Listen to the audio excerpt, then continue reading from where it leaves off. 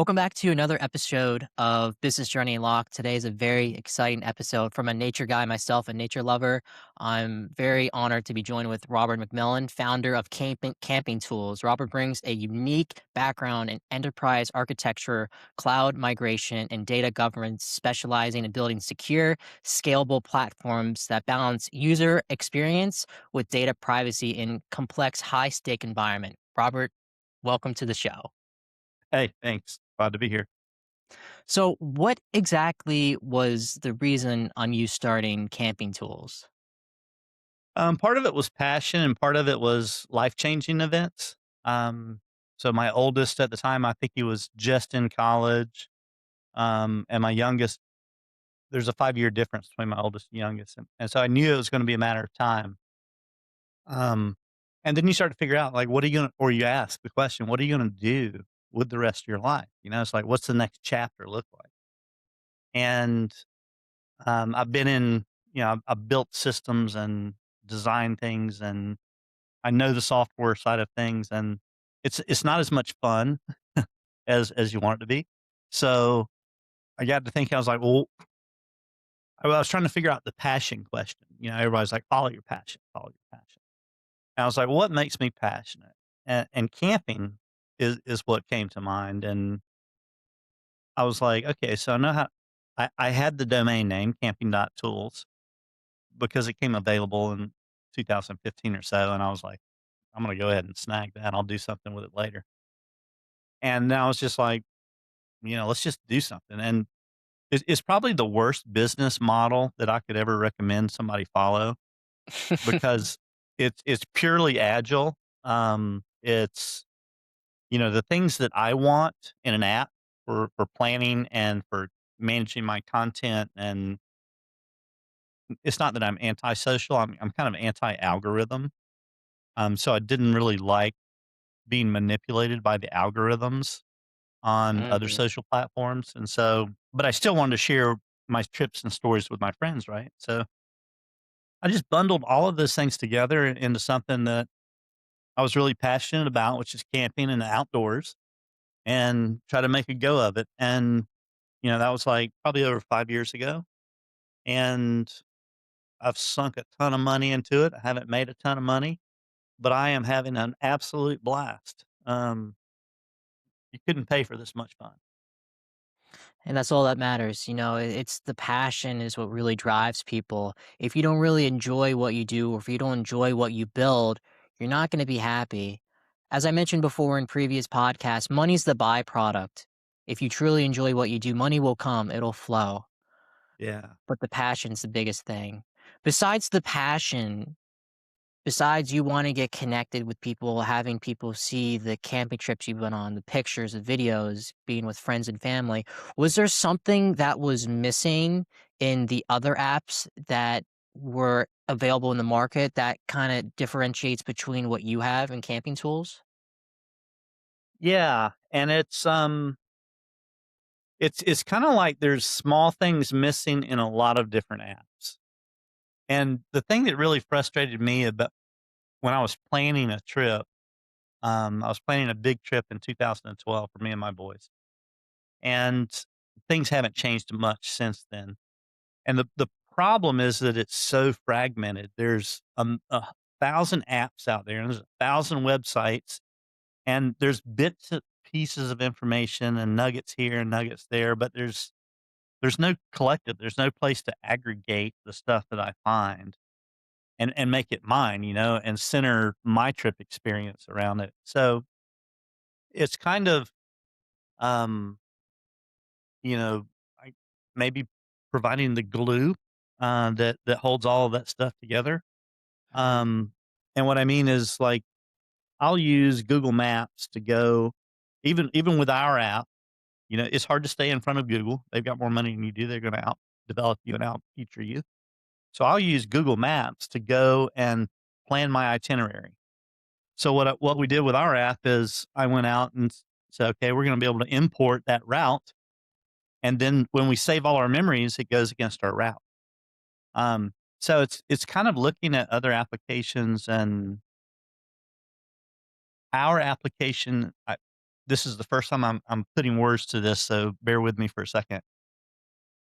Our application is built on the gaps of other applications. Does that make sense? Yes, And I and understand.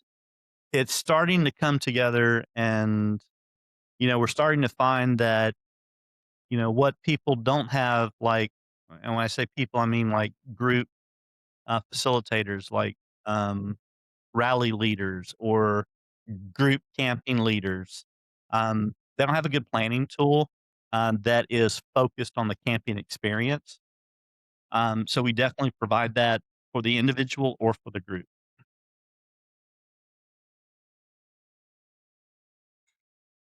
With that in mind, I mean, it makes complete sense. You're picking apart what's not working, you're just filling in the gap. And that's the best thing to do because you're not essentially reinventing the wheel. You've had other people in the past that kind of ran or kind of walked so you can run.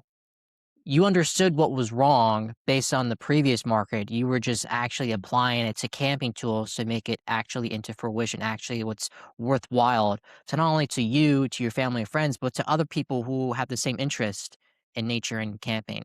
And that's the biggest things. When you first started implementing these tools and systems, and even now, what's one non-negotiable that you have that's critical in driving the success you've had so far with camping tools? And this is probably a personal belief and part of my moral structure. Um, and I don't, time will tell if it's a good business decision. Um, but it goes back to the algorithm. Mhm. Um, and the timing of this podcast is ironic because we're actually going through a rebranding, exercise now to really crystallize our message. And what it is, we're just designing the tool so it will do the things that you want it to do, but you will not be manipulated by it. I see. Whereas some platforms, it uses you as the tool. It uses the user. They rely on getting that user information and user data so they can make money. So in that case, the user is the tool. And that goes against my grain. It's like, especially when the camping experience, we're going camping and we're getting outdoors to get away from the crazy. We'll get away from the noise and the grind and everything. So why do I need to build an app that just sucks people into the app, right? I still want to be able to do these things like save my memories and share my memories, share my experiences with my friends, but I don't want to be manipulated by the software. I want to manipulate the software. Um, and so the platform and the application is a tool that we use, and not the other way around. If it was the other way around, it would just have a negative experience. Essentially, with what you do, it's all about building the experience, building the camaraderie of just being connected with one another, seeing what they're doing. That's all it comes down to. People, as you mentioned, people go into nature, go into camping to get away from all the technology. That's what it comes Yeah. down to. And if you had that same mindset that all these other platforms use, how does it make you different? It doesn't. Like, you truly enjoy and you're truly passionate about camping. You're just trying to help other people spread the awareness in what they do. And I find that very beautiful. Based on everything that you've seen so far in, and even before starting this app, now, especially with all the integration, you mentioned you're doing a rebranding yourself. I'm not too sure if that's something that other people are doing in the same industry that you're doing. But besides that, what shifts are you seeing in the consumer technology and outdoor recreation apps that could either hurt or harm similar people in your approach, similar developers, similar founders? I think the biggest harmful thing that's going on with technology right now is the algorithm, is the Mm. because what I'm noticing in the community and the more I get out and talk to different people of different ages, There's a whole younger population, the Gen Z and the millennials, even to a degree. They've been so absorbed into their technology that they don't know how to communicate. They don't know how to connect with other people and have a conversation and, build that sense of camaraderie, like you just said. And it's sad, man. It's like It's very that's sad. that's not who we're supposed to be as humans. And yeah, I just the the more I see that, the the sadder I get. Um, but I figure I'm out there to do something about it. So I agree, and I can definitely say that coming from my generation as well, there's a lot of people that are just hiding behind the screens. People just don't know how to communicate in person. They're just so absorbed into social media on their phones. I've had friends in the past where they don't even pick up the phone. I would call them, they'll text me like a couple minutes later, "Hey, why'd you call?" I'd call them right back, nothing. People are scared of my generation to make phone calls to doctors, set appointments, talking to friends. But how does that improve your communication system if you can't have a conversation over the phone, let alone in person? It's just the yeah. way that technology has been because given with me and my generation, we've had technology since we were born, but now it's like nowadays with new parents, with new kids, you talking about elementary school, middle school, they just throw them the new iPhone, like, "Alright, here you go." I've seen so many families out to dinner, they're all on their phones, all on their Mhm, tablets, like, you're there to enjoy the moment with your family, like, how often do you guys go out to eat? Probably don't go out every night, but regardless of the fact if you do or do not, like, you're there together as a family. You should talk about how your day went, what went good, what went bad. But people are just so absorbed in scrolling and going on social media and just anything on the phone that they fail to live in the moment. I mean, look at people again, going back to my generation, they film everything, yeah, everything. How is that living in the moment? It's right. not.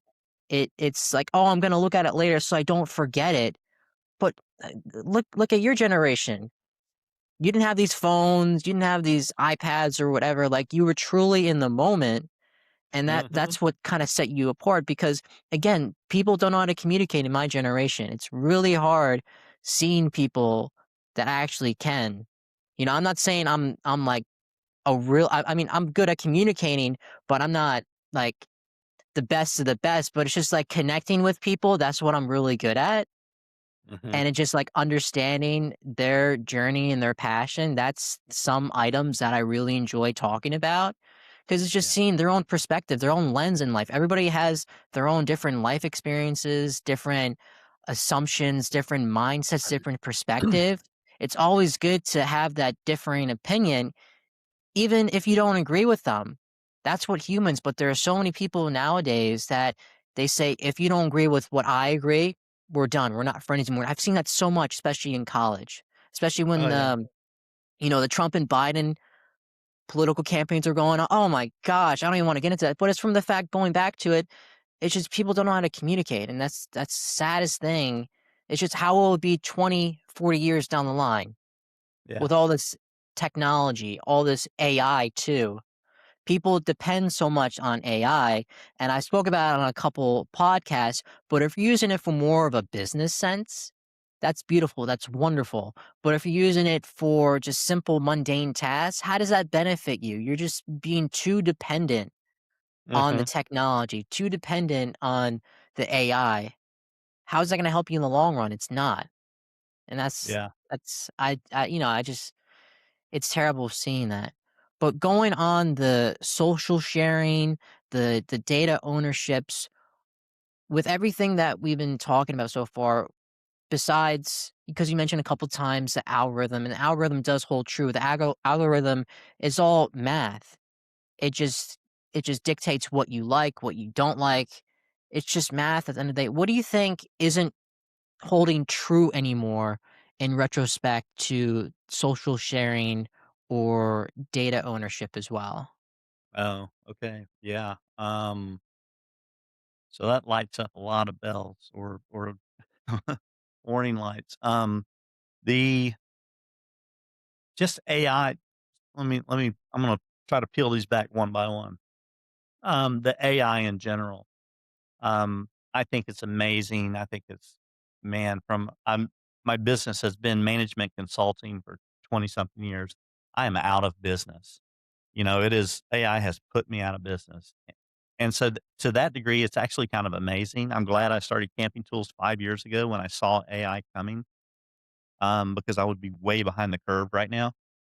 Um, but it's a tool that we should use, and to your point, we should not rely on it for the mundane because then we dilute our own intelligence really. Mhm. Um, and so that's kind of interesting.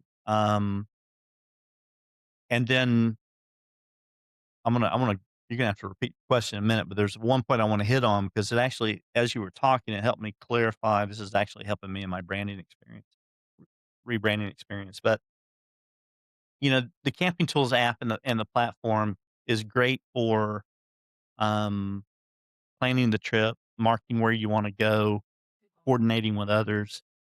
But it's that camping experience that puts humans together so that then they have to have that conversation, and it's what makes us human, right? So, um, we're kinda using the software and the platform as a vehicle to get you there, but the purpose of the meetup, if you will, the gathering, the camp experience, is to bond and have that conversational, um, element to it, and I think that's probably our what we're going to end up being having as our strong point is that we're in.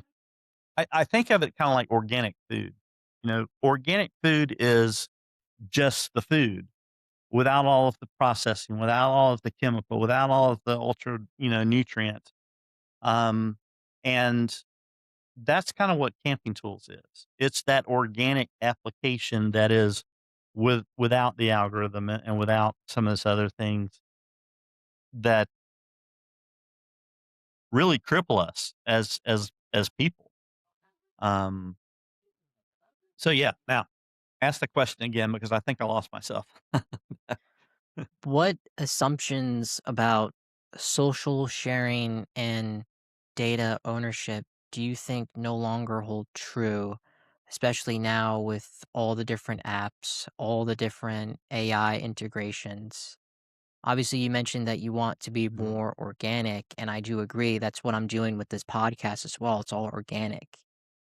So I just don't know in your scope if there's anything that's no longer holding true, especially going on with the shifts as we briefly touched on. It's definitely going on, and it's quite alarming, and people aren't aware of it. I think it's like the frog boiling in water. If you throw a frog in a hot boiling pot of water, it's going to try to get out like crazy. It's not going to want to be there. But if you slowly bring the water temperature up while the frog is in it, he never knows that he gets boiled. And Mhm. that's where we are. People have given away ownership of all of their information, and it's just a matter of life now. And I saw which ironically I think was an AI generated video, of course on social, um, but it was about dogs. It was about animals being domesticated. It said 15,000 years ago, um, there was a great shift. And as this AI actor is talking, you see this wolf transform into a golden retriever or something. And it says, in 15,000 years ago, things changed. And there was a choice made by an animal to give up the need to hunt in trade for being a friend or food, and it was this transformation of the wolf to the dog. And it says, until finally we have what we have today, and they no longer know how to hunt. and that was the point. And they said, "But the worst of it today is that it's not about the dog, it's about us." Mm. And we were the apex predator on the planet. Um, we are turning that responsibility over. We've given all of our data, we've given all of our knowledge to the computer. And now AI is there's literally fears about it becoming the apex predator. So that's something to think about. There's so many people that I, for one, am at fault to this, but when you go on to Instagram or any of the other social medias, you don't really look at the terms, but they're extracting your data. Oh yeah. And there's a lot of people that are just doom scrolling on social media hours on end when they wake up before they go to bed. They're constantly on their phones. For me, you shouldn't you shouldn't really be on social media unless you're gaining either value or you're gaining like if you have a large following and that's your platform to use to interact with prospects, previous clients, like if you're gaining not only value but also like monetary value as well, it's for the business. That's Hmm. beautiful. But if it's only stripping away your time, how does that benefit you? It doesn't. Yeah, And there are so absolutely. many people that would spend hours and hours on end just scrolling, looking at these funny videos, trying to find the next funny video, all that dopamine. Yeah, What's going to happen? 30 minutes turns into 5 hours, and then you feel drained, like you want to go to bed. But did you really do anything within those 5 hours? No. All you just did was just you're on your phone. burn You didn't time. actually go out, interact with people as we mentioned, or, try to provide any value in your life to better yourself as a person. You just didn't. You're just sucking in all this input, but you're not releasing any beneficial output. And that's the worst thing to see. Yeah, and With and if there's a message that I have for the younger audience, and I cannot put enough emphasis on this. There will come a point in time in your life when you realize and it clicks and it's like a major something just changed. And that is when you realize that you have less time in front of you than you do behind you. Mhm. And maximizing every moment that you have becomes so much more important the older you get, almost exponentially. Think about it. If you're on your deathbed and you have 10 minutes to live, that is probably the most important 10 minutes of your entire life. And so what are you going to what is the final message that you're going to give in that time frame? And so if you bring that back to today to your comment about people doom scrolling and just wasting time essentially, time is the only thing that's really valuable to us because in time we can do things. We can get another job. We can make money. Those are tangential in value, but it's the time that we never get back. You can't buy time either. No, not Even no with all the amount of money. money. No, sir. Even with all the money in the world, that's one thing you can't buy. Can't buy time back. Yeah. With starting this podcast, I've had multiple CEOs and founders come on and talk about their challenges in their business. Almost everything boils down to a couple areas: distribution, user growth, or product execution and delivery. If you could fix one thing that's slowing down within your business, within camping tools, whether it be growth related or deliverables, what would that be, especially going into 2026? Because I know you mentioned about rebranding, so I just don't know if there's anything else that's on the bucket list. Yeah, I mean, the biggest thing for us is revenue generation. So we've been, we're grassroots, self-funded, and like it or not, you do have to earn some money if you're going to keep paying the power bill and paying Google, um, and pay for the trips. So that is 100% our focus right now, but it's not literally. the real conversation is, how are we going to maximize the value for the customers? Because until we reach product market fit, until you have something that's literally flying off the shelves because someone loves it that much that they're telling all of their friends, you really don't have something that's viable and self-sustainable. Um, and so with the rebranding effort, with the focus on our message, then that brings clarity to our mission and our true value proposition. And then we can align all of our other activities into that. If we do that well, then that will bring on some investment dollars. We'll start, we have some products that we're going to start selling. So we'll generate some revenue there. And then hopefully the money wheel starts flowing in the right direction and we get to continue this wonderful adventure. Oh, well. Oh, well, time will tell. Time will tell what products would work, what products won't work, but it's just going you have to actually test the market. You gotta do the A/B testing. There's so many people that want everything perfect before actually hitting the market, but you won't know until you actually go and try.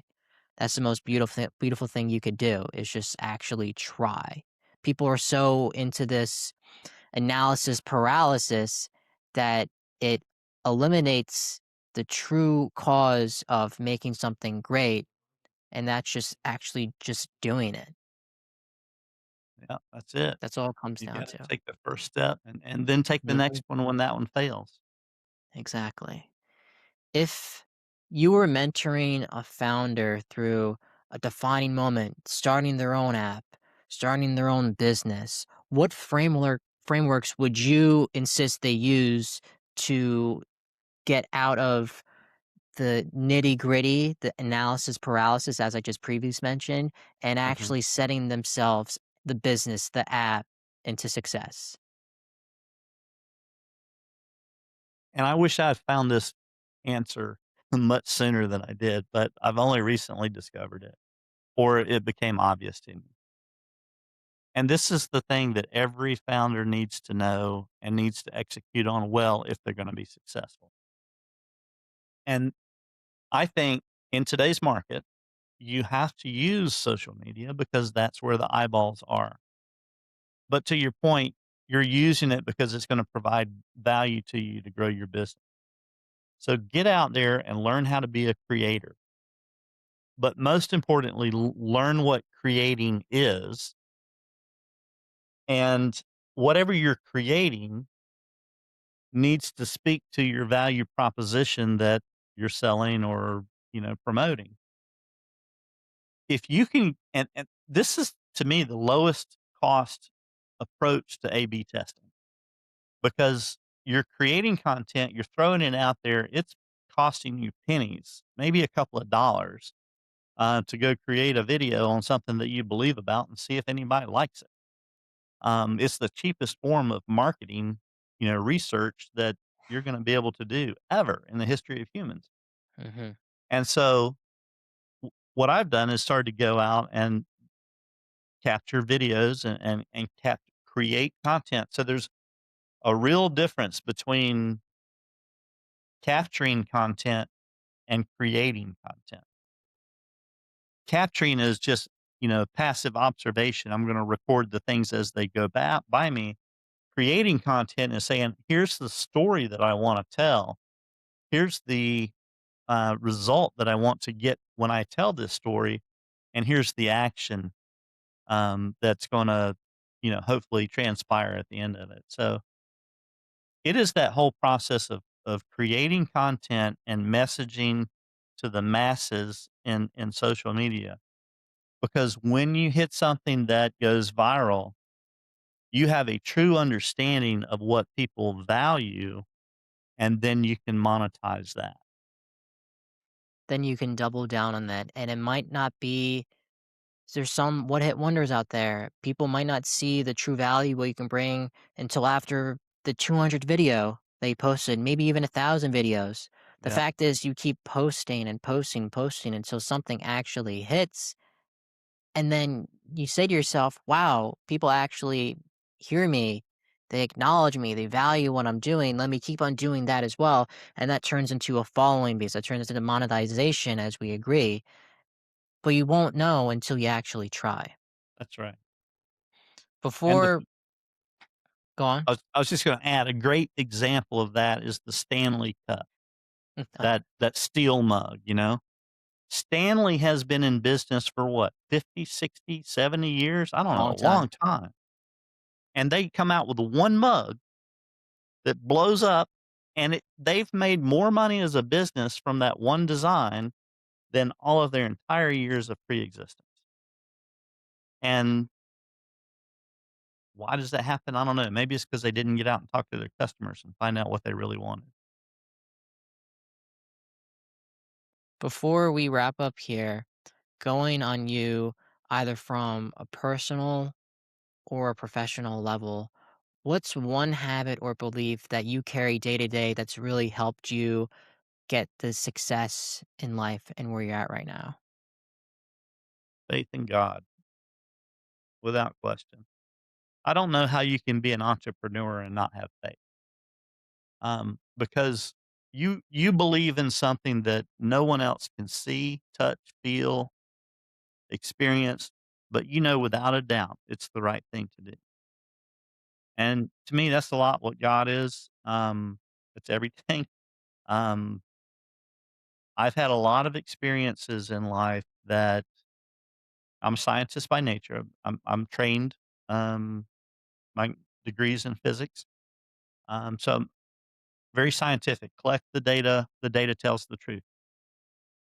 But I've had so many experiences that are can only be explained if there was a God. And so that turned me into a believer when I was, without question, when I was 36 years old. And as an entrepreneur, I've had to lean on that um, more times than not. God, am I doing the right thing? Is today the day that I'm going to give up? That is a constant question. And I don't have the answer. God, I think I'm following what you want me to do. Am I doing the right thing? And let my feet fall on your path. So you have to walk that walk in faith. And when you have that faith, you have no fear. And when you have no fear, you can accomplish just about it. We may not know the path that God has bestowed upon us, but if we keep on going every single day, one foot after the other, time will tell what God has in store for us.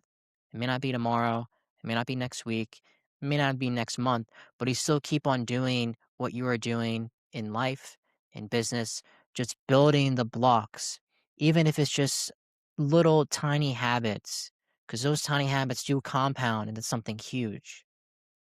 Yeah. But regardless of the fact is, if and I do agree, if you don't have God by your side, if you don't have faith in some other religion, how will you truly succeed Yeah. without What sets having your compass? exactly, exactly. For anyone who's listening or watching this, what's the best place for them to reach out to you or to camping tools? Email me, Robert at camping.tools. You can go to the website, www.camping.tools, or just camping.tools. There is no .com. It is camping.tools. There's a contact us page. I will any contact us that goes through there. I look at everyone. So reach out to me. Send me an email. Um, sign up for the app. It's free. I'd love to see you on the platform. Oh, I'm definitely gonna get the app now. I actually didn't look at the app. I didn't download it on my phone, but as I mentioned, I'm a big nature guy. I love hanging out in nature, going camping with friends. That's a beautiful app to have. Robert, thank you so much for taking the time to talk to me. I really do appreciate it. This was an amazing episode. It's very insightful. Thanks. I enjoyed it.